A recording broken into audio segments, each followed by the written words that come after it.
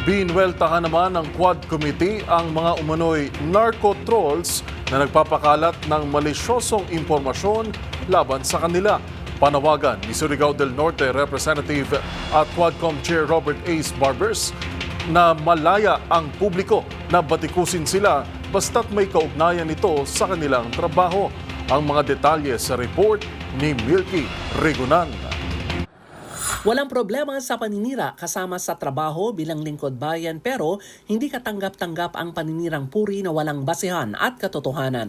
Ito minigang diin ni Surigao del Norte Representative Robert Ace Barbers sa kanyang privilege speech sa harap ng mga batikos mula sa umunoy bayarang trolls sa harap ng patuloy na imbestigasyon ng Quad Committee na kanyang pinamumunuan. Sa direkta niyang apela sa mga trolls at vloggers, sinabi ni Barbers, balaya silang batikusin hanggang magsawa sila. Basta tungkol lamang sa kanilang trabaho, mga nagawa o sa kanilang mga pagkukulang. Pero giit ni Barbers, pag-issue na ay pagyurak na sa pangalan at dangal ng isang tao, yan ay may pananagutan na ayon sa ating mga batas. Obvious ayon kay Barbers na maraming mga bayarang trolls ang nagpapakalat ng destructive and malicious propaganda lines at pinupondohan mula sa pogo at drug money para atakihin at yurakan ang ilang mga personalidad.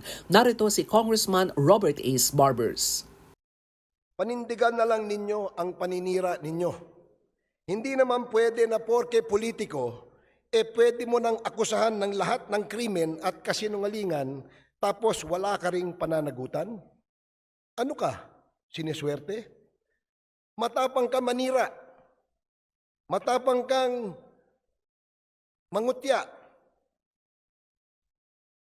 Tapos ayaw mong sumagot? Paano? Kung halimbawa kami naman ang magsabi na ang pangit mo o ang baho ng hininga mo o iniwang ka ng kinakasama mo na napakaputi kasi ang itim-itim mo at ang liit-liit ng tenga mo. O wala ka namang kwentang abogado. Puro ka lang media at pasikat sa media pero sa korte, kulata ka naman.